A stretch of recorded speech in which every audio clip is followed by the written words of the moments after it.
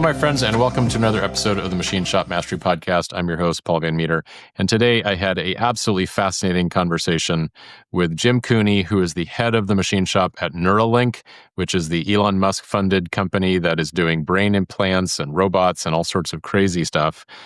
Jim has a fascinating story to tell. He's not my normal type of guest. He's not the owner of a shop, but he is the head of the machine shop at Neuralink. He has had stints at Tesla, Apollo Fusion, Astra Rockets, and many others before that.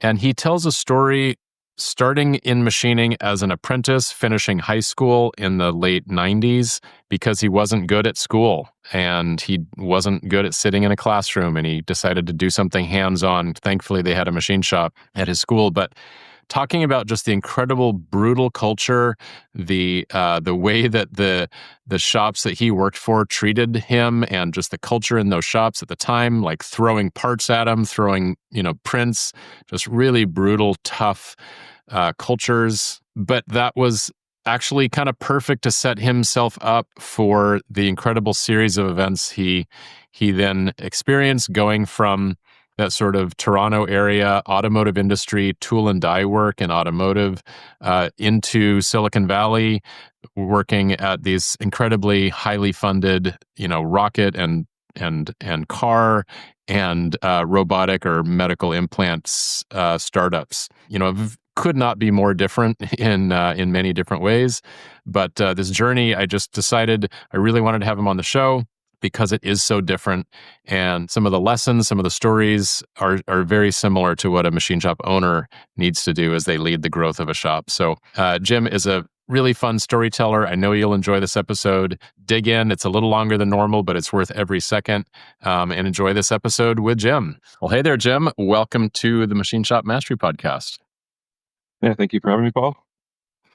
You're welcome. So you and I met over LinkedIn when I saw the list of companies that you have worked for and the background and the experience working as a machining instructor, now the head of shop at Neuralink, worked at Astra, worked at Apollo Fusion, worked at Tesla. I'm like, holy smokes, like this guy has seen some of probably the most wild companies pushing the bounds of technology and innovation. I'm like, we got to have this guy on the show. So yes, you are a somewhat different profile than my typical guest, but you are heading up machine shops, which is ultimately what we're here to talk about. How to build and grow a successful shop, what it's like, what are the tactics, the strategies to be successful. And I'm sure you at times have been sort of, in a pressure cooker, if you will, of like, you got to perform, you got to get parts out, you got to grow the team, grow machines, here's money, do it. Go for it. Like, I just want to know, I'm sure the audience wants to know, what in the world is that like? So let's start with your background. How did you get into machining? And we'll go from there. All right. So my story is quite lengthy, so hopefully it's a good one. But so this goes way back to when I was a young boy. And I just used to love taking things apart. And very rarely putting them back together. I just always have loved seeing, like how things worked. And, my dad wasn't super handy at home. He was a white collar worker. He could barely use tools. So that wasn't a big thing around my household, right? So I didn't really have a lot of influence from uncles, my dad, or anybody else in the house. So I was on my own for this one. So anytime he brought the tools out, I was on it. I always wanted to help. And that's where it all started, I think, when I was super young. So then we want to fast forward all the way to high school. I was that, cliche student. Most machinists, I've heard the story, that were just very bad in high school. I had no attention span. I just couldn't focus in high school. On career day and all that stuff, when they asked you what you wanted to be, I had no idea. I really honestly had no idea. I just knew that like a white collar path was just not for me at all. Like it just wasn't going to happen. I can relate. I'm sure many people can that are listening. Yeah. And it is kind of scary for young people if you don't really have you don't really know what options are out there, right? Like, I mean, I don't know about today in high school or like when young people, but I know for me, it was just like, that was the path. You go to school, high school, then you go to college, and then you become whatever. Wasn't, manufacturing just wasn't a thing. It wasn't like, oh, you're going to be a plumber, you're going to be like a machinist or a tool maker, none of that. Like, I didn't even know what machining or tool making was until way later.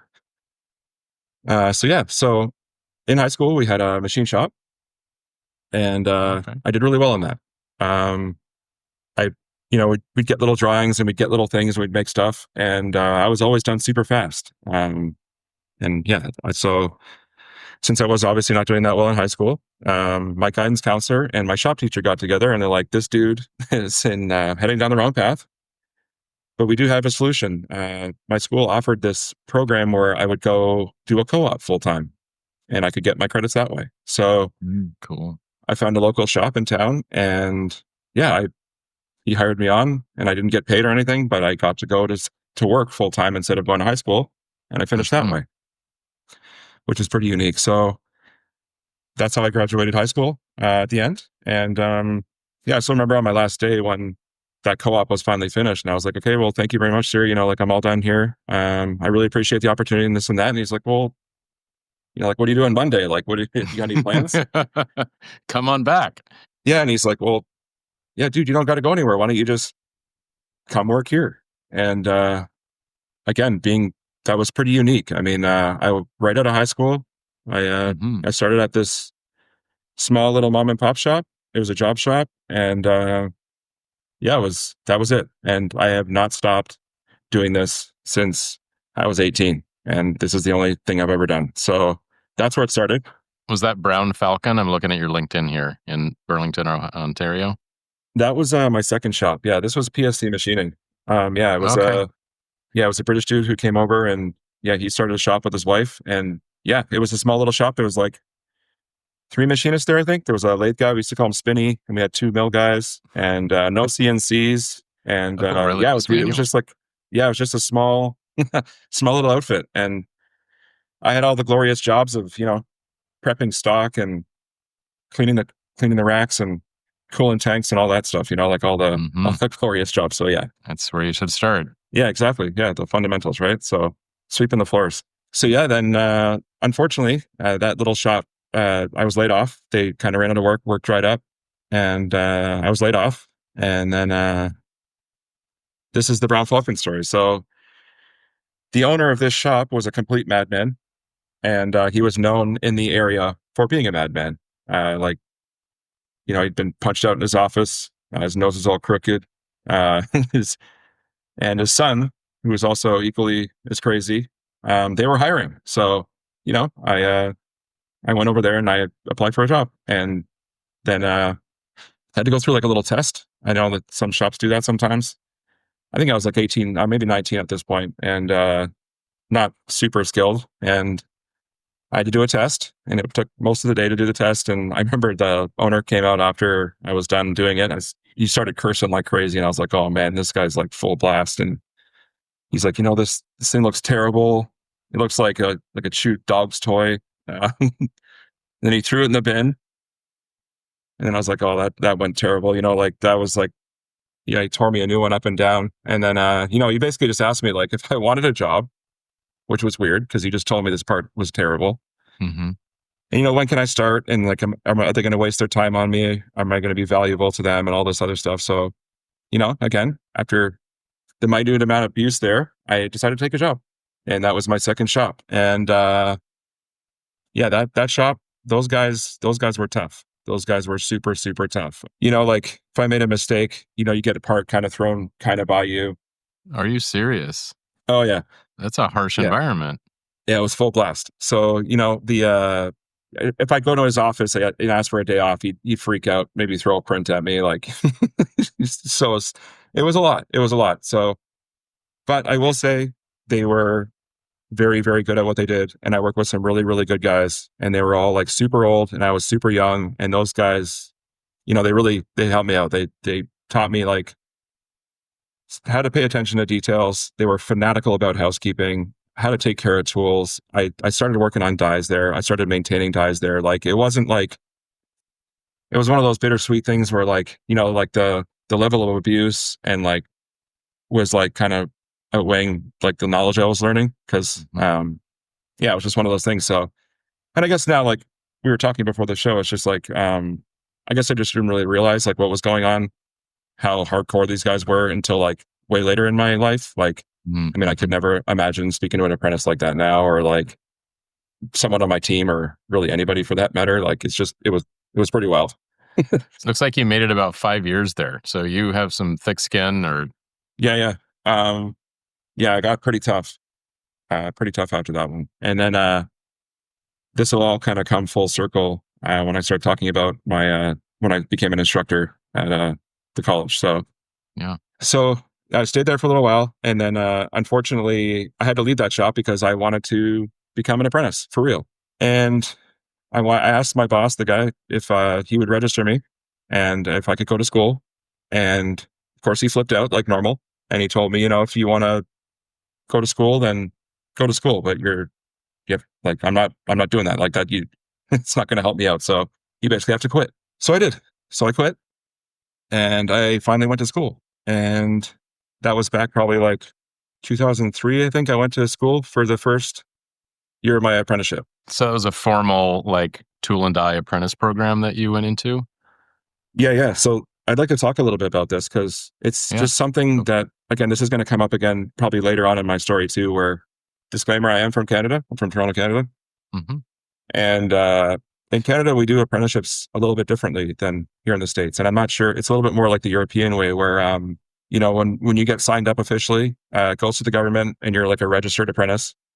Yeah. And you have to complete 8,000 hours of like on job training. You get issued a big fat book, and throughout your apprenticeship, as you complete tasks, your employer is supposed to sign off on it and say like, yes, he can do this. Hmm. And then you do 3 semesters in college. So there's different ways you can do that where you can they call it like a block where you can just leave work and you go to school for 2 or 3 months full time. And then that's your semester. Okay. Or you can do it like once a week for like a normal school year kind of thing. So Right. 8 months or whatever. Yeah. So college was awesome. I quit my job and I went to college for the first year, which was weird because I wasn't officially sponsored yet. So that got kind of awkward. But Right. I did really well in college. And then at the very end of your apprenticeship, you have to go in to write this certificate of qualifications. So if you ever see like a Canadian dude that is applying for a job, they might call it like a red seal or something like Yeah, that. I've heard that term. Yeah. You have to go to a government building and you get thrown in this room, and they're very strategic about like all the other trades. So I would never be sitting next to, like, if I'm writing a tool and die exam, I wouldn't be next to a tool and die guy. I might be next to a hairdresser, a plumber, like a welder. So that way you can't cheat. Yeah. And they're super hardcore. And this is before like cell phones and all that stuff. So I'm assuming they would take those now and all that. But yeah, there's about 150 questions on the test. And it's one of those multiple test questions where like they all look right. You either know the answer or you don't. And there's some that are really long, like time calculations, bend calculations, dude, like curves of saw blades. Like they go, like it is so hardcore in depth. Like, so yeah, back in 2007, I wrote, and I think at that point there was usually about a 70% fail rate the first time around. So it was not easy. And then, yeah, that's the way we do our apprenticeships. So after that, you get your the red first seal. time, or did you have to do it again? I did. I just passed with a 76, my first go, which was like Good for you. a pretty proud moment just because, again, like I was not great in school. Sure. And I basically taught myself how to learn for this exam. So that was unique. It was like, it's a ton of comprehension, right? It's like, it's a fat textbook. And I had to learn like the entire textbook. And there was a lot of math. It's a lot of everything. So a lot of theory. So yeah, that was a really proud moment to get That's amazing. You get the little thing in the mail and you can hear the little pin rattling around because you get like a little red seal pin and you get a certificate and you get this little thing. We call it a ticket in Canada. So you get this like little green ticket and you can carry that around with you in your toolbox. And it's like, that's your license basically. Mm-hmm. And yeah, it doesn't expire. So yeah, so that was the apprenticeship thing. Okay. And it looks like at that time you were working at a company called Massive Dieform. So they were sponsoring you through this program by that point? Yes, actually, this is where it kind of led me into my, when I was in my second year, I met a group of guys from Massive Dieform. And they were a completely different breed of animal altogether. These guys were wild. They were loud. They were super competitive. They were like super good in the shop. They all got paid super good, like respectively. But there was this camaraderie between all of them, and they stuck together, and they were like a team, like for real.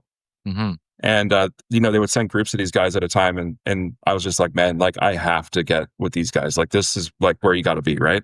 So it was coming up on end of my second year there, and one of the guys from Massive came up and he's like, oh, dude, like would you ever want to come work at Massive? Like you'd fit in great. Like we get along good in school. You're doing well, and like you just you're good in shop and all that. So I was super lucky. I interviewed at Massive and I got a job there, and that is probably like the one spot until I moved to the States that really like did everything for me. Like that was it. Yeah. It was a bigger company. It was the first kind of like larger company I'd ever worked at. So they, like big departments, like bigger budgets, badass tooling, like expensive CAM software. Like that's where I kind of really got to see everything. And it was just like mind blowing. Is that where you first got exposed to CNC, or had you done that at some of the other shops? That was it. Oh, really? Again, I did not work for easy managers there. They were all wild, super crazy. Like I'm talking super crazy, man. Like these guys are crazy. Can you tell us some stories without getting anyone in trouble? There'd be fights on the floor. Like fist fights? Yeah, dude. Like tensions were high. Like you never seen like, it was like prison, honestly. But we got to go home sometimes at the end of the shift. Like it was like shit. And like we'd go out to like bluegrass festivals or like some other festivals and stuff like that. And like, dude, it was just complete mayhem. Like I'm telling you, like the show Jackass, like the movies. Yeah. This was it in real life. It was unbelievable. Wow. Like, oh yeah, this is full blast. So I remember interviewing with my new manager at the time, and I said straight, I'm like, dude, I'm pretty badass. I get really good grades in college. I can manual machine like a crazy man. Like I'm really, really good at this. Like I understand. He's like, I don't know CNC. And it was cool. He took me on. He's like, dude, as long as we can train you, I don't care what you know right now. We will make you who we need you to be. And I was like, okay, well, that's cool. Like it's pretty terrifying, but that's cool. Like that. So then that was my intro to CNC. It was like a little 3-axis Akuma, nice little machine. We do a lot of hard milling on it. A lot of castings on it. So that was for big automotive dies back then. So did a lot of the inserts, a lot of 3D machining, a lot of pretty cool little setups in there. But yeah, that was the smaller. So were you learning CAM at the same time? No, or are you just taking programs that someone else was making? Yeah, I did a lot of editing at the machine. This was back in 2005. So like we'd get a lot of programs that would come in, like set up sheets, and we'd do it. But then the programmers would kind of rely on us to like do some weird setups, and it was kind of goofy. It was like in the middle. It wasn't really fleshed out yet. Yep. Yeah. So I hadn't done any programming yet, except manually like doing G code and all that kind of stuff. And then I got moved over to do the humongous dies over there. They were like, the big automotive dies, like 30,000 pound jobs, 50-ton crane, pretty intimidating stuff, like giant ass cutters. That went really well. And then I moved into the CAD CAM department, and that is when I learned how to program. Back then we were using Tebis. It's pretty powerful software, not easy to learn. Honestly, it's not intuitive at all. It's but it's fantastic. It's a really, really good software when you finally get it. Really, really good. Tool paths are brilliant on it and all that stuff. And I used that for all the way to Apollo. So I was on that software for over a decade or more. Yeah. So I went in the office for about 2 years there. And then I also discovered that was not for me either. Working in the office was really bad. I didn't fit in there. I was too wild. Yeah, it was just wasn't for me. So I went back on the shop floor. So you just wanted to get your hands dirty more, or can you elaborate on that? Yeah, it was quiet. I was in like clean clothes. I don't know. I just didn't like the feeling of it. You know what I mean? It just was, I was sitting down all day long. It was like, it was just, the lights were dim, and it was just like the office life was not for me. So I had this idea where it was like, well, why, I know this now, and I can machine like a crazy person. So like, why wouldn't I just get a seat of this on the floor, and I'll just program myself and like run the big jobs myself? And then that was cool, because then they implemented that. They're like, well, there's, so we took programming on the floor, and we still did some programming in the office and blah, blah, blah. So yeah, that was really cool. Yeah, so I was at Massive for a few years, and yeah, they really taught me a lot. That was a lot. Again, to anybody that's listening, I'm sure if you've been in the automotive industry, it's tough. The culture's tough. The people are stubborn as hell. it's just like an old school industry that is tough. And I don't know how else to like describe it. Like, yeah, it's just it's a pretty hardcore environment. So again, not easy. Yeah. So after that, I was there for a little while, and unfortunately, like I felt like growth had kind of slowed down. There was no more room to grow, and that was something that I was really interested in. You know, I was like probably mid-20s at this point. I felt like I was in the position to like become a lead hand or something like that, and that just wasn't in the cards for me. There was Right. the cards were kind of already preset, if you want to say, like, you know Sure. what I mean? Like they already had Yep. in mind who they wanted and all that. So, but anyway, I walked into my supervisor's office that one day and kind of spoke to him a little bit about that. And, you know, I mentioned, like, you know, like I feel like I'm kind of a top performer on the floor, and I hadn't had a raise in a couple of years, which is also in today's standard kind of weird. So, Hmm. uh, I still tell the story today, and it's super messed up. But like again, I've been there a few years. I worked my ass off, man. Like I think I saved up to buy my first house at that company, and I think in 1 year I only had like a handful of days off the entire year. Like I worked my butt off at that place, and he turned around and told me, "Well, you know what the best thing about working at Massive is?" I was like, "Here we go. What is it?" And he's like, "Well, you know, you can just quit at any time." And I was just like, "Cool." So I went back to my computer and I typed my resignation letter and I quit. And that was the end of Massive. Yeah. And I was like, that's the end of that. So again, more of the not being treated great. This has Hmm. just been like kind of the motif going onward here, No kidding. getting tough and still trying to keep going forward. So yeah, that also leads me to my next one now. So I left Massive and I started in a mold shop, and my daughter has just been born. Again, mid-20s, just married, had a kid, and then I went on the weekend shift. Okay. And I know we've talked about the weekend shift before on the show, Yeah. and I felt like this was a great opportunity because you know I could watch my daughter during the week, and then my daughter or my wife would take over on the weekend. Yeah. And aside from family things, you miss out on a lot of personal things where because everything happens on the weekend. So you know Of I'm course. working 12-hour shifts on the weekend, and cool things are happening on during the week, Hmm. or sorry, on the weekend.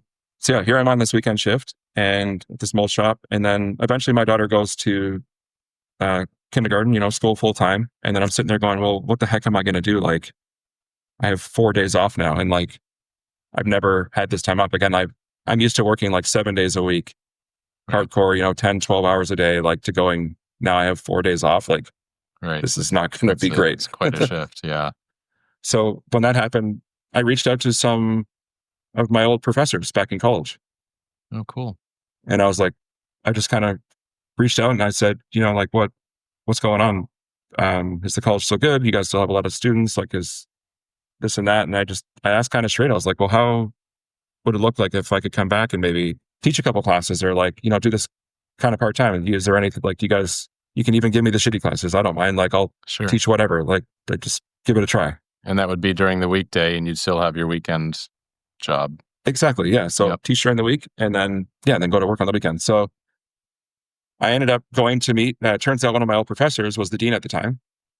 Okay. So that worked out really well. And I had a really great rapport with him. And he told me to come visit. And yeah, we sat down, had a chat. And so this goes back to the Brown Falcon days when the guy used to throw stuff at me and like, told me my parts were crap and all that. I remember the dean at the school told me, he's like, dude, how did you ever endure that for that long? Like, that is like unheard of. Like, that is like no one in the industry has been able to do this. How did you do it? Because that shop had a reputation that this guy knew about. Oh yeah. So, Right. the dean guy he was asking me that, and I was just like, I don't know, kind of humbly, just like, I don't know, just 1 week led to the next, and here we are. Mhm.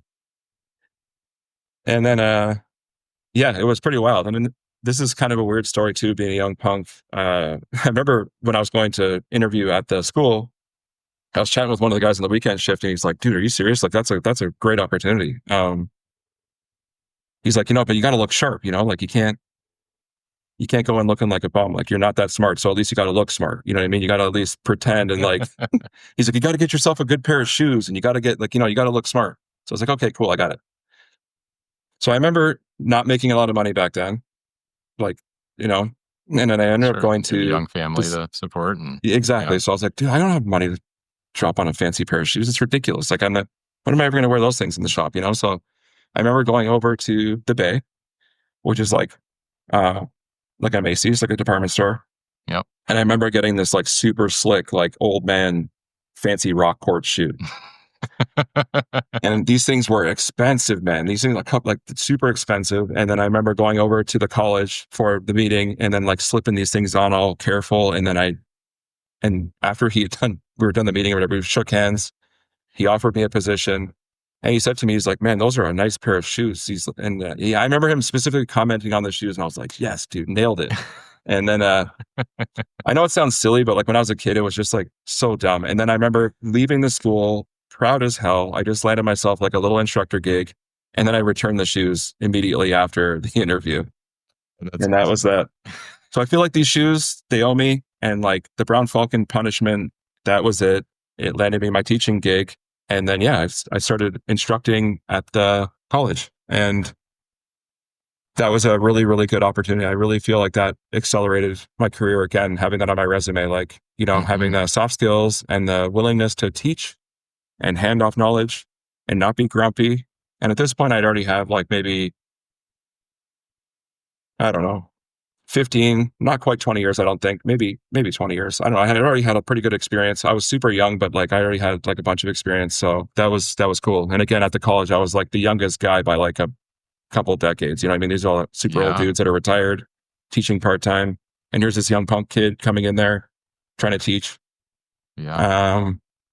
Yeah. So that was a great gig. What skill sets did you have to learn to like patience or just, learning how to explain things simply or yeah, what did you have to learn to be good at that? So the classroom thing was like a whole new set, right? I mean, it's very unique to like have a whole audience of adults like staring at you and waiting for you to drive whatever you're going to drive forward. Like, I mean, Mhm. everybody's depending on you and you're just standing up there going, okay, well, like, how do I want to do this? Like, is this going to come naturally or is this going to be like terrible? Should I take and I feel like it went really well. Like I think I was really lucky and I just naturally kind of could stand up there and like spill out these trade theories or blueprint Mhm. or the machine shop one was a little bit different. That's like, how do you take all these adults or all these people and like funnel them into this one path? And then everybody kind of ends up at one path. And there's a billion different ways to do everything in the shop, right? Mhm. So that was interesting about like just trying to like do quick lessons at the beginning of every period. Like, let's focus on this.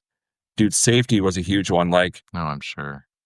oh man, it's like, again, I've been doing this a long time. And still when I walk up to a lathe, a manual lathe, it's just like, okay, systems in place here. Are we good? Like, Absolutely. should I still jog it a bit? You know what I mean? Do the old jog and make sure like the chuck's not. So when you have like 15 or 16 or whatever, 20 lathes with all these new people on them, like, like what could go wrong, right? It's terrifying. So Absolutely. safety was a big one. How do you herd all these people, like funnel them into the same end game, finishing projects on time, quality, all that stuff? Yeah, it was gnarly. It was great. I really, really liked it. And that comes up on my resume a lot too, or in my interviews too. It's like, well, now that I'm managing people, it's interesting because you have that instructor background, and then you have like the technical background. But then I also coach kids hockey. Mhm. So I started coaching kids hockey when they were like 5 and 6 years old. So it's like, how do I go to like yelling at a bunch of kids on the ice to like not yelling at adults in a professional setting? It was a really like kind of like I really had to turn it on and off between like Mhm. different. So that's another skill I feel like that kind of really helps me with, again, like you're saying, like patience. Yep. Your patience can run pretty crazy in the shop someday. Tensions are high. We got to get stuff done. You know, we all know what it is. Yeah. Yeah. And then, you're babysitting all these kids and they're all freaking out. And how am I going to herd all these kids together now and teach them how to play hockey and like the safety again? So that was a pretty dynamic change. So yeah, Mhm. that was another kind of skill set that I kind of picked up over the years. Yeah. So it looks like you did that for just over 2 years, and then you were down in Fremont, California next at Tesla. How did you make that shift? That's another weird one. So again, on the weekend shift, it was a dude. So this is why like my story's kind of long because it always ties into each other. So one dude at Massive Die Form, he was my lead at the time. And out of the blue, I still remember it was a Sunday morning and I was running my machine. And I got this random text from Jamie and he said, "Hey man, like, what are you up to these days?" And I told him, I'm on the weekend shift and I'm doing this and that, teaching back at the old school because he'd actually gone to school with me too at the college. And I was telling him, Nice. I'm instructing there now and I'm on the weekend shift still. And he's like, "Oh, that's all really cool and everything like that. But, Tesla just bought this newcomer, this big, gigantic gantry mill, like the one you ran at Massive." And I was like, "Oh, no way, that's cool." Dude, I didn't know anything about Tesla or like startups or Silicon Valley or like any of this stuff. And he's like, "Well, how would you feel about going to California and, joining their stamping department?" And I was like, what does that even mean? You know what I'm saying? Like I'm working in this small town. You want me to move to the West Coast and go work at Tesla? It just seems. So we did it. I kind of text my wife the same thing the next, and I said, "Hey, how would you feel about moving to California and I'll go work at Tesla?" And she's like, "Hey, well, like, what do you do? What are you talking about?" Like, and I had this reputation of getting bored or like just kind of fed up, or again, like the growth wasn't there. So I'd be like looking for something else. And this was definitely like an 11 out of 10. My wife was just like, "Dude, what are you saying?" Like, so I was like, "I don't know." Like this, remember Jamie from Massive? Anyway, I told her the whole story and I reached back to the recruiter and I said, "Yeah, dude, I'll give it a shot." So I went down to California. I interviewed there. I met the team. It all seemed good. Toured the area. Everything checked out. Went to some beautiful spots. We kind of did like an extended stay. Yep. Checked out the neighborhoods for good schools and all that kind of stuff. We went up to wine country and we went to Santa Cruz and we did all the cool touristy stuff. And it was awesome. And Did your wife fall in love with the area? Yeah, it was really nice. It was like, yeah, we lived in Pleasanton, California for almost 8 years after that. And it was just like, honestly, like it's astronomically expensive. We all know about California and all the things. But dude, it was like, we met some great people there. There was so many expats at the time and like everybody needed friends and we met tons of friends and, we lived in Pleasanton and that's like a little vacation town, man. Honestly, it was like, it was amazing. It was amazing. It was so fun. It was a great experience. Wow. So yeah, here we are in the United States now and I'm working for Tesla and that was madness. That was it. Again, I did not have an easy career. Like. Tell us what that was like. So I'm sure that's like I'm sure the automotive industry is fast paced, but Elon's companies seem like the fastest pace in the world. So tell us about that. This was madness. So I joined during production hell. Is this ramping up? It was awesome. Model 3 or 2017. Okay. It was awesome. I loved it. It was like when I thought I knew crazy, this was it. This was good. This was really, really, this was like all the calluses I had on my soft skills and hard skills. This was it. I needed this. So I remember at the time we had like, I don't know, it was something like 1,800 contractors in the factory alone, just trying to get the line going. We had contractors from Germany in to help online the press and get the dies going. Again, I was in stamping, so we're working all the dies for, the body sides, Class A, inners, you name it, dude. We were trying to get a whole line of cars going in like a minute. So that was full blast. What kind of hours were you working? All of them. Like all of them. Literally all of them. Like you'd hear like chaos going on in the press, and then like the next thing you know, like a semi truck is literally rolling in by my machine, and like a crane is taking dies off of the truck onto my bed of my machine, and it was completely crazy. And I'd call my wife and be like, "Hey, I can't come home. I won't be home for a bit. I don't know how long. Maybe I'll be home Monday for a bit. Like I'll be gone for a couple of days." Just full blast. Get like where I worked, it was like basically like the emergency room for the stamping department. Like we had a whole set of gantry machines there. We had a whole manual machine shop there. All the die makers were there. The machinists were there. Programmers were on floor. Everything was right in this one central area. We had 2 tryout presses. Yeah, so we could just get it all done. It was just like we had to get it done. How many people were in that department for the stamping and making the dies? We had 2 shifts, and on each shift, I'd say there was probably, give or take, about 6 die makers, Okay. maybe about 10 die makers, and then there was 2 machinists on each shift. So Okay. yeah, we each had we had the gantry mills, and we'd load them up and do any sort of repair work we had to do, welding them up. Yeah, it was super awesome. And like I know there's everybody has their stories about where they work, but honestly, it was amazing. I loved it. And on top of all of this madness, we couldn't find workers Mm-hmm. because I probably want to blame it a lot on like politics. You're not going to pull a lot of people from like northeast to like go work in California. It's just really, there's not a big talent pool of like automotive machining, like Sure.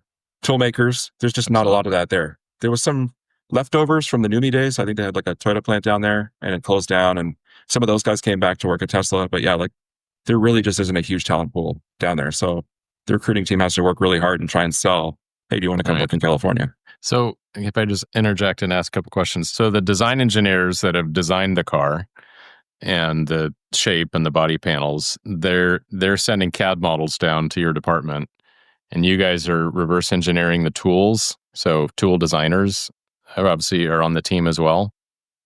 And then CADing up the tool designs, sending them to the CAM tool makers, programming them, cutting them, finishing them, testing them out, seeing if the body panels work, 3D scanning or CMMing them or something. And then can you just go into a little more detail about how that workflow worked?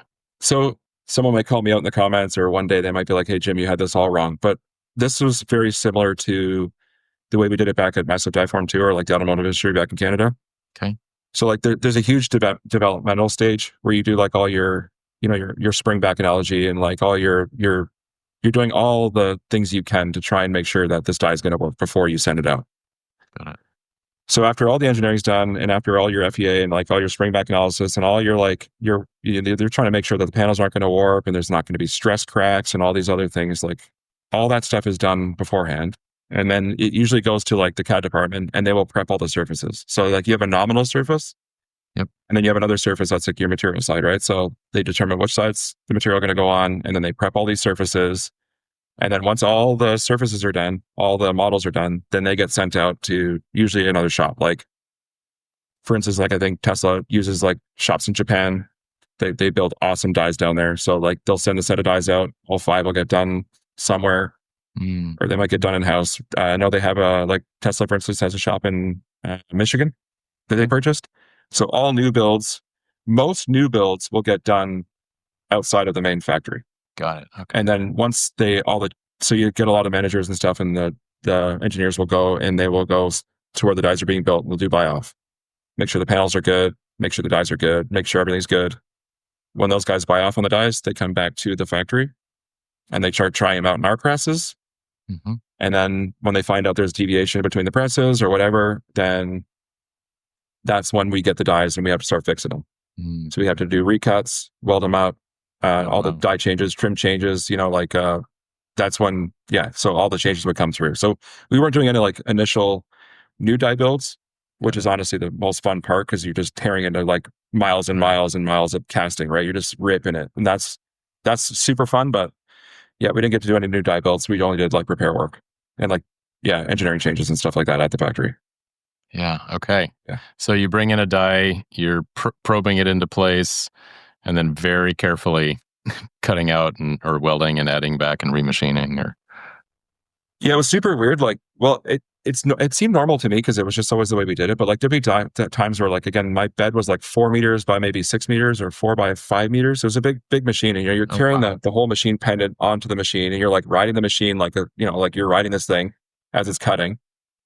And it seems super sketchy, and I think it is, but like it was just one of those things that you just did it, right? So like I'd be sitting on the die holding my pendant, and the tool's like going around like at my lap basically, like, and as this thing's like doing this 3D pass, I've got the dial blued out, and you're kind of like, you're using the pulse handle, and you're just kind of like slowly coming down until you scratch blue. Got it. And then you're good, and then kind of feather it in, and then you feather it off, and then the die makers have very, very little to like polish it back in, do some stonework, and then up to the press, and then hope the die change works.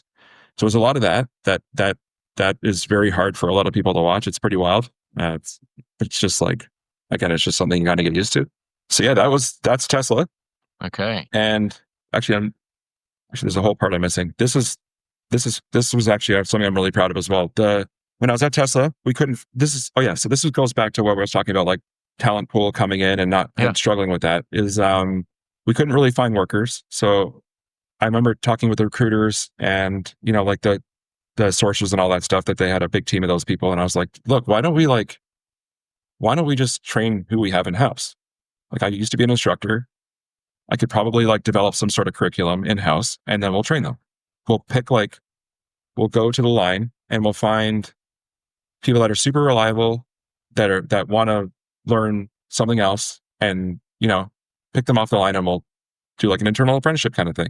That actually ended up turning into something really big. I ended up doing this like test curriculum that was kind of similar to the one we used in Canada, and the state of California came in because there was like no apprenticeship program really anymore, and the colleges in town were pretty thin, and they're just, I mean, again, you're not probably going to walk down Silicon Valley and be like finding tool makers just hanging out, right? It's just not a thing. Not. So Yeah. So I went to 2 different colleges, and I interviewed 2 colleges, and we ended up partnering with one of the colleges in Oakland. And one of the instructors there was super stoked to help Tesla. And yeah, that's how it all started. They met with the state, and they got some funding to like kind of revamp the shop a little bit at the college. And yeah, we started funneling tons of people through the college to like, Super cool. build internal, new, just people to do work. And these are people just off the assembly line? Or? Yeah, that got weird because it was like, well, dude, that guy's super good. You can't poach him. Who am I going to fill? It's like, I don't know, man. It was like an internal kind of battle, but like eventually, like if someone leaves because they're bored and they're good, it's like, well, let's just give them what they want. Like, we'll bring them over and build a skill and like a lifelong thing, right? Like, yeah, absolutely, something we could offer. So yeah, there was a whole criteria that came up internally about like, they have to be this, they have to be that, they have to be on the job so long and can't just like, you know what I mean? It was like, there was a whole thing that they had to be, that they had to do before they could get poached off the line and go start this program. Got it. Yeah, so the federal government was on board, state of California was on board, Tesla was on board, the college was on board, and yeah, we started funneling people through. The program's big now, and it's actually moved to Texas here. And I think they have like they've moved into robotics and tool and die, and like, yeah, it's grown from like just a little pilot thing to like this big thing. Yeah, so that's amazing. That was badass, to be a man. part of that. Yeah, yeah, to be the origin of that. That's fantastic. Yeah, so that was really good. All right, let's move on. A couple more. Well, yeah. So you went to Apollo, then Astra, and now Neuralink. So yeah, tell us that progression. So I was at, this one will be a little bit faster now, but yeah, I was at Tesla, and this man hit me up on LinkedIn and asked if I wanted to join a startup. And again, I knew nothing about startups at this time. I didn't know that game or what was involved or anything like that. So yeah, I went to some garage in Silicon Valley, and it's just like everything you see on TV. It was super weird. There was like big Google buildings, like Google Law was across the street. Scientology was down the street. Some other weird startup was down the street. It was just like so Silicon Valley, like just super different. And the guy that was interviewing me, he was on the roof when I showed up, and he's like, "Hey, you cool to come on the roof?" And I was like, I don't, maybe, I guess. I don't know. Do you mean like the garage of a residential home? And he's on the roof, or was this like a commercial? This is a commercial building, yeah. But like, it was like a low rise. It was a small little one. But I actually have a funny story about this guy about that too. If you remind me, that was pretty wild too. He almost melted down a city block in Mountain View because he had a fusion reactor in his garage. What? That's the difference. This is also Silicon Valley. So yeah, that guy was like, "Hey, can you come up on the roof? I'm just doing this thing." So I go on the roof, and there's just like whips of like these electrical lines that are going from the roof into the building. And they're just like, dude, like I've never seen electrical like this in my life. So I was like, what the hell's this? So he's like, "Look, we used to do fusion. We're trying to lock down fusion technology, but we only got so far. And now we're pivoted into these electrical, like pole thrusters. So like little engines for satellites." Okay. So I was like, "That's cool. I know nothing about this, but it sounds super cool." So we got off the roof, we go into the lab, and there's all these like alien looking things, like big vacuum chambers and everything's like vacuum pumps are purging and pumping. And this was just super, like, this super wild. Like, again, like, what the hell is all this doing in this like weird garage and then some side street? Mm-hmm. And they basically said, like, we can't machine parts. We can't get them made fast enough. And like, by the time we get our hardware in hand, we've already gone a rev or two beyond. So we're looking for a machinist. Would you care to join and like service our engineers? I was like, sounds great. I was at Tesla 1 year and did a lot of damage there, and then went to Apollo. And then, yeah, I started the shop in Apollo. I had the corner of the shop, and I got myself a 5-axis mill there. I got my Tevis software back, little Bridgeport, little lathe. And yeah, man, I banged out parts for those guys like crazy. Made some of the coolest, most wild little aerospace parts I never thought I would in my life have the opportunity to do this. Mm-hmm. And then I did that then COVID hit, and that was really weird. And I never stopped working. So I would go to the lab all by myself, and I had this like garage shop lab all to myself. And, for safety, they would watch me on a camera and make sure I wasn't bleeding out or something. And it was just super weird. Again, Okay. super weird. And we got through the whole COVID thing, and then we were acquired. And we were acquired by a rocket company. And okay. yeah. And then So that's unfortunately, Astra. yeah, unfortunately, that acquisition went very bad for me. So if we go way, way back to like when I was 18, back in 1998, dealing with like really bad people, tormenting, like, parts thrown at you, prints thrown at you, get called all sorts of really harsh things. And like, just, it all adds up. It all adds up. It all adds up. And I'm like at this startup thinking like, I'm told all these awesome things like, oh yeah, we're going to get acquired. You're going to strike gold, the Silicon Valley dream. No, did not happen. Got royally screwed. Mm. Probably out of the whole acquisition, probably took about 0.0001% of the sale of the company. So maybe a paycheck, maybe 2 paychecks after expecting, working my ass off for these guys for about 3 years, 2 years, 3 years. So yeah, not great. Like very, very, very devastated, honestly. This was like not the way it was supposed to go. So yeah, I didn't sleep for like 3 days. I'm like, what am I going to do? We just got acquired to this new thing. I've technically been demoted. And to kind of backtrack a little bit, when I joined Apollo, one of the things that we kind of agreed on was like, yeah, I'll leave Tesla, but like, I need a green card. I don't want to be on a bad visa anymore because my wife couldn't work. She quit her career job back in Canada. And, when we moved to the States, it was just one of those things. She just couldn't work unless she got her own visa. So that was one of the agreement. I wanted a green card. We started that process. And I was probably like 2.5 years in. And they had agreed to sponsor you to get your green card or whatever. Yeah. So I was like locked in. I didn't want to go back and like turn those 2 or 3 years into to like just like rage quit or whatever you want to call it. And I was in it. Yeah. And I can't prove it, but I want to say, and I've never kind of said this publicly, but here we are. I can't prove it, but like, I honestly think like they knew that, so they could stick it to me. You know what I'm saying? Like, oh, this guy's locked in, so he's either going to take the deal or he's not. And I remember when the final paperwork came through that I had to sign, it was like, dude, I had like 12 hours to sign it, or the contract was done, and like basically effectively I quit. It's Friday night, 12 hours to sign it. How can I get a lawyer to look at this? Like, it was just the tactics, dude. It's just so greasy, man. So again, I'm locked into the green card. Something I worked my ass off for like 3 years. Had just taken a huge dump. I'm basically getting demoted. And I'm thinking like, what the hell's next? Yes. What is next?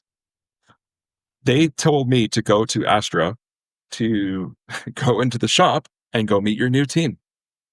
And that was a horrible idea because they are ITAR compliant. So I said, well, I don't think I can go there because I am not a citizen and I don't have a green card. I'm not a permanent resident. So this is probably not going to end well. They're like, no, you just go. It's fine.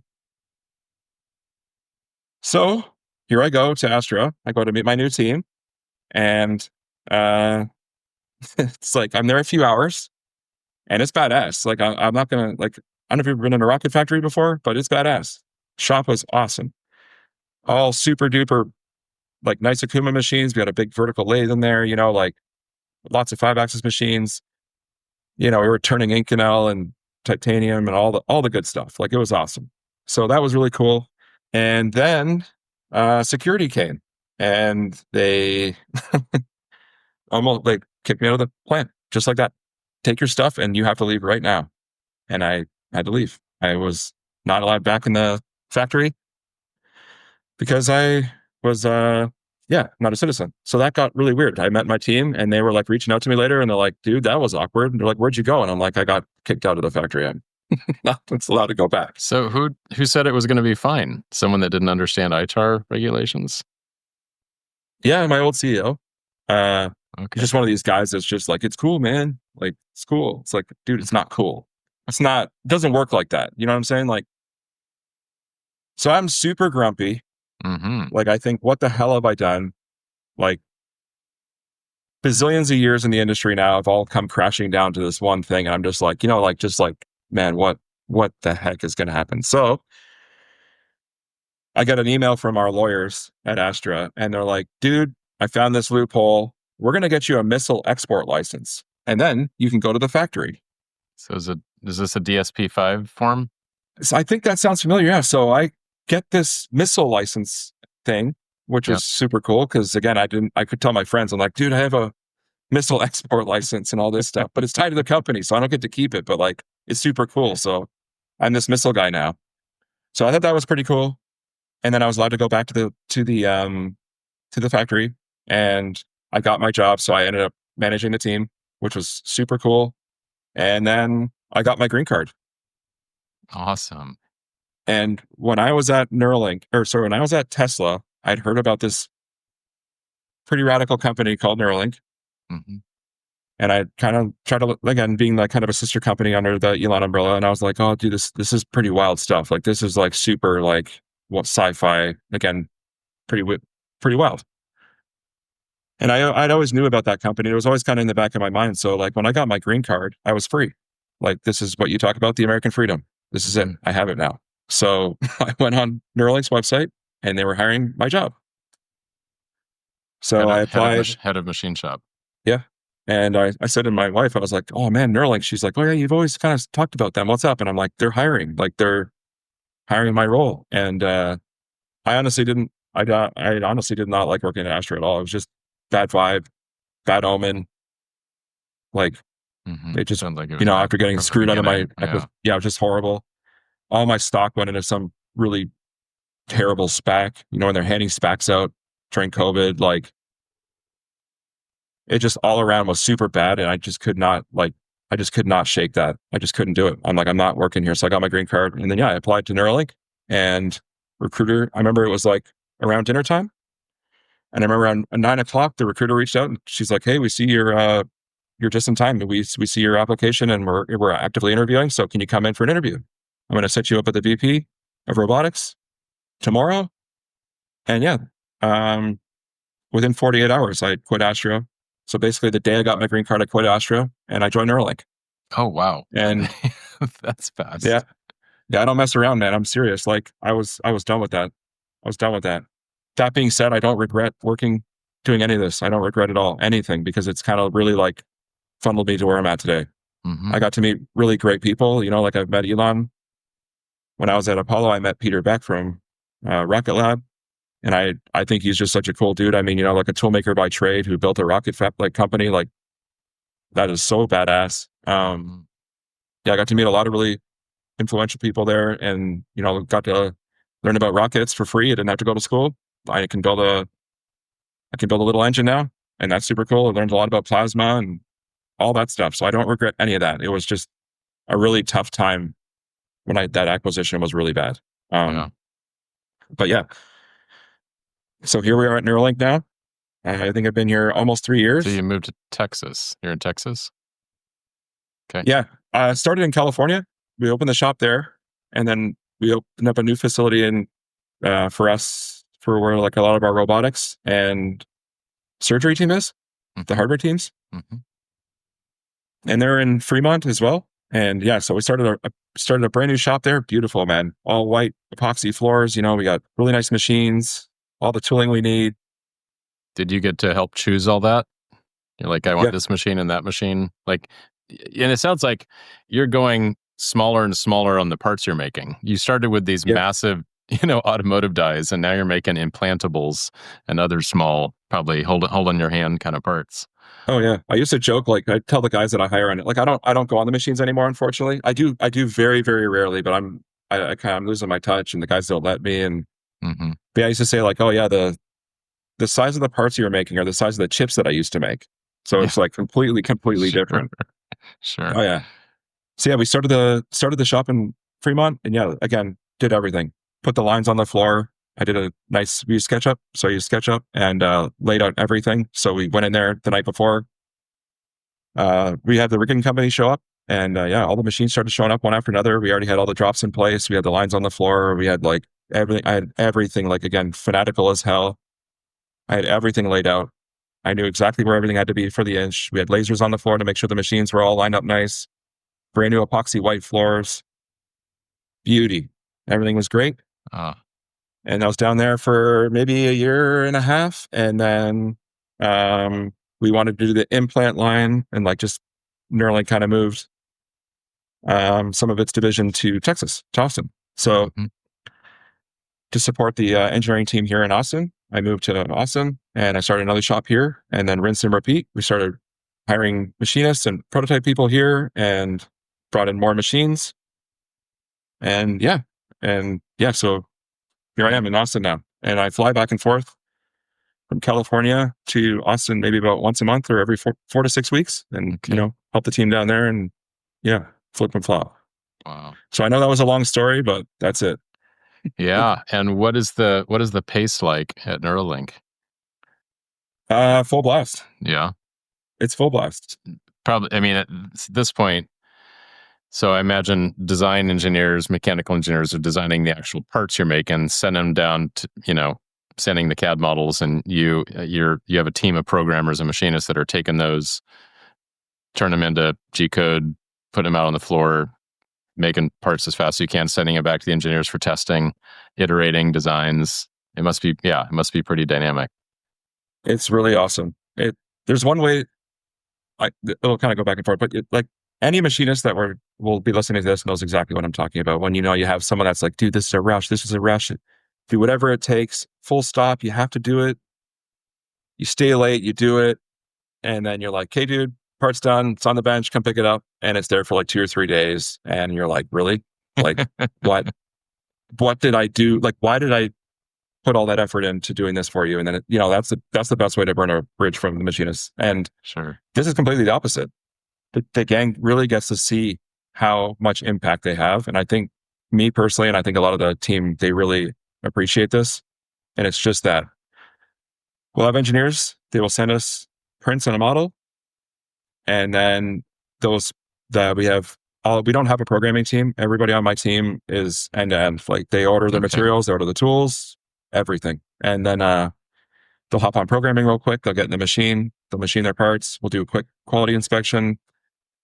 Those parts will go directly to whoever needs them. Like if we do like custom cutting saws for the surgical team, they'll take those, they'll clean them. Like obviously all the inspection stuff happens. Mm-hmm. They'll test the parts, give quality feedback to the engineers immediately or to the shop immediately, and then iterate. So we can do a full loop in like a day. It's super quick. Yeah, it's super quick. And the machinists get to see like, oh, the guy picked up my part at like, I don't know, 3 o'clock in the afternoon. It goes out for testing that afternoon. We get feedback in the evening or the next morning, and he's like, wow, that was quick. And then he's right back again. Like we're just doing it like, and it doesn't have to be a surgical tool. It could be anything. It could be like a part for a robot head. It could be like, yeah, completely anything. Yeah. So How many machines and people in both of these shops combined? there's 8 people on the team now. We're looking to grow again this year. So I have 5 in California and 3 in Texas. Mm-hmm. And then a lot of the growth is going to be focused here in Texas. So we're going to start growing Texas, and Fremont will probably stay at the same size indefinitely. Yep. And then we'll just keep ramping up Texas. So Texas will be the mothership. Right. And then California will kind of be like our skunky R&D facility. I think. I think that's the way we're going to go. And then, of course, fingers crossed. Hopefully, we can go to production, and we'll go to revenue one day soon. And then, yeah, we'll probably do a lot of the production work, like higher volume stuff here in Texas. The idea is to do all your own production work, not like outsource it to other shops. Keep it all in house.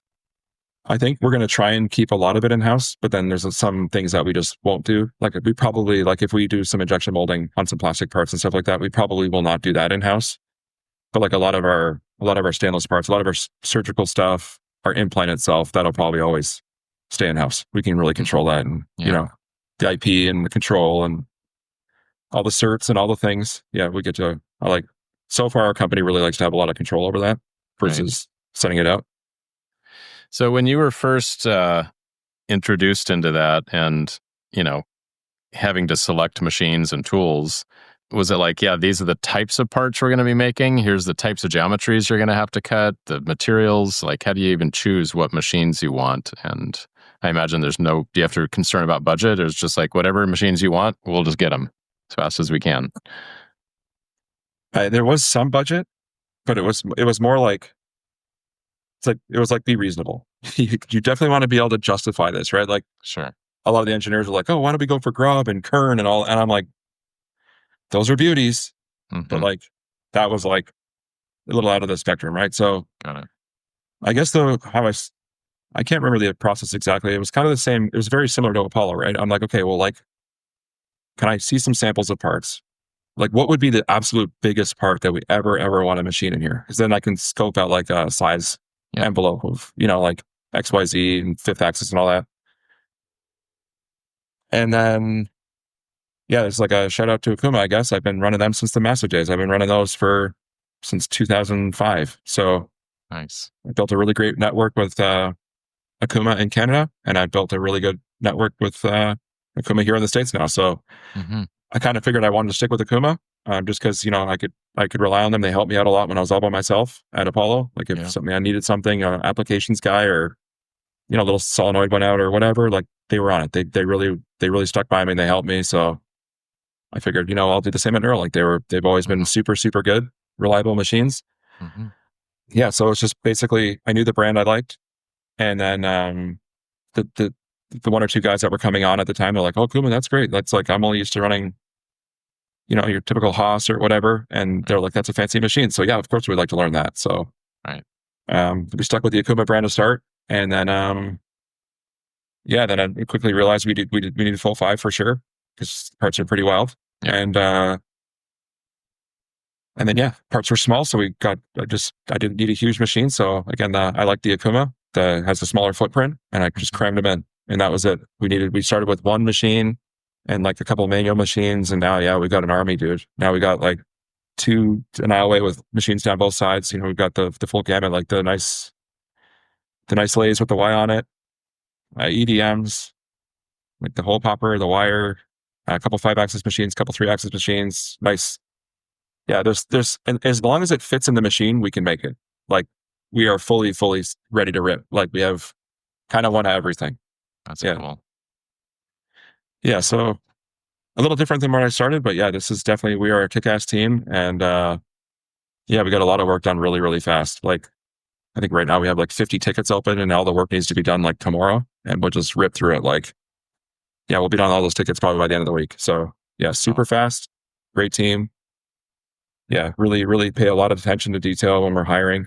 Kind of developed a good hiring process over the years to try and make sure that we're getting the right people. Very important. We take that very seriously. Headcount is a gem. Yeah. Wow. What a story, Jim.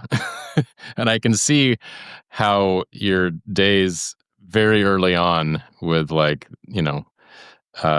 guess the fact that, sort of management was so rough and brutal and, high pressure, and like you said, it gave you the calluses to be able to handle everything that you have run across since. And now, I'm sure you're, building a team, a system, a process that's not super brutal. It might be super high pressure because it's so fast and dynamic, but not like bad culture, right?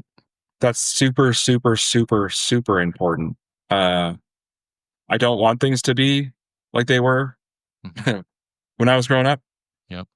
And like working in a job shop is also very, very different than, let's say, working for a shop that's an internal company. Like we have an internal shop. Hmm. And again, now at Neuralink, there's something that like I'm very proud of where like our recruiters, like the girls will come back and they'll come into the shop. They feel welcome. They're not intimidated. They're not weirded out. They're not like, there isn't this like stigma around like, oh, well, it's just those guys are gross back there and the shop's gross. Like, just don't go back there. It's a dungeon. No, it's like people, like when people come on tours, they consistently say that the shop team was super cool and everybody was super inclusive and they were very well mannered and very informative, and that we always like are very open book. Like we show cool parts. Like we have display cases to show like, oh, here's all the parts we make. We make these in house and they go straight to like to use. And that's something that I'm very, very proud of. And that's something that I don't budge on that. Like if someone comes onto the team that isn't about that, or they're a little too wild, Hmm. or they're just not about that culture, then yeah, they just won't last. Right. Right. To me, those soft skills are super, super important. We have a very diverse company, and I don't want anybody to feel like they can't come back and ask a question or feel uncomfortable. Yeah, I'm super, super, super strict on this. Yeah. I love it. That's important. So, would you say that for someone leading, a shop, whether it's internal or external or a job shop or whatever, that that inclusiveness, that standard of excellence is just really important to grow a high performing, high functioning, team. I would say so. I mean, again, starting over 2 decades ago, I feel like the industry's changed a lot. I don't know if you can agree with that. I mean, Mhm. I feel like a lot of the upcoming kids, the next generation after us, like they're just not going to tolerate that. It's just not about that anymore. So like if you do have a crusty environment of like the people don't want to share knowledge, or they're grouchy, or they're straight disrespectful, or even like demeaning to women or whatever, like I just feel like that those shops won't last. Mhm. I feel like maybe maybe if you don't know any better, um, you might hang around a little longer in that kind of environment. But I mean, I feel like once you get a taste of like, the good side, Mhm. there's no reason that you would ever like, why would you ever tolerate that again? Like, I mean, Right. I could never imagine where I'm at now going back to those days and getting treated that way. There's no way. Right. There's absolutely no way. Sure. Um, so yeah, I think that if you want to have a really good productive shop, your employees have to be happy. Like, I mean, and if they're fighting and it's just a bad environment, I do not think that would like, it's not great for the end game. Honestly, I don't Yeah. think. Yeah. Yeah. So we should wrap up here, but I wanted to ask one more question for someone that's early in a career as a machinist, or not even yet. But what would, if they wanted to follow in your footsteps and move up and become a leader? Whether it's of a job shop or an internal shop, or just at a high profile company. Yeah, what would you suggest they do to continue that progression and not just stall out somewhere else?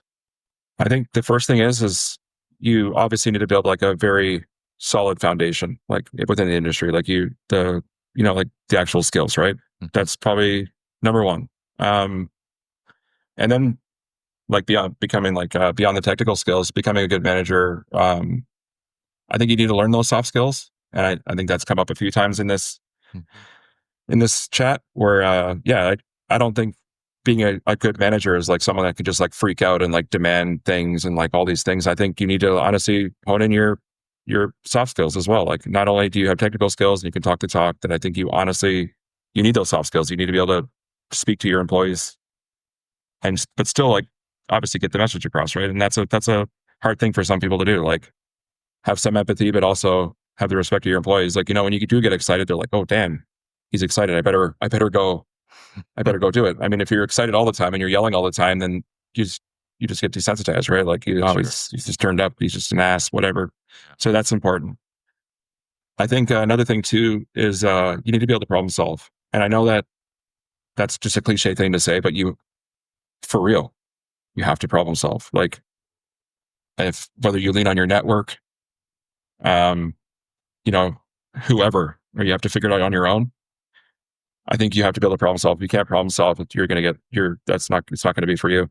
Mm-hmm. And I think honestly, then patience, we talked about patience today. I think patience is huge as well. Like, our industry is not easy, and when it's great, it's awesome, super rewarding. You feel super stoked. You get a spring in your step, like you did something really awesome today. That's great. But there's days where they're not like that, and they're very, very tough, and they're very, very tough. Yeah. So yeah, you need to learn patience. You need to learn patience with your coworkers. It's a high demanding environment. And then, yeah, you just learn patience. It's a big one. Mm-hmm. Well, Jim, you are a great storyteller. That was super fun. And I really appreciate you sharing your whole journey from beginning to now. And congrats on all the success you've had. Yeah, thank you very much. I appreciate being on the show. Thank you. Yeah. All right. If people want to get a hold of you, how would they reach out? Yeah, I'm on LinkedIn. That's probably the best way. Okay. Yeah, and please do. I'll make sure your profile is in the show notes, but Jim Cooney at Neuralink. So you're probably relatively easy to find. So yeah, thank you very much. All right, Jim. Well, thank you again so much and appreciate it. And good luck with everything in the future.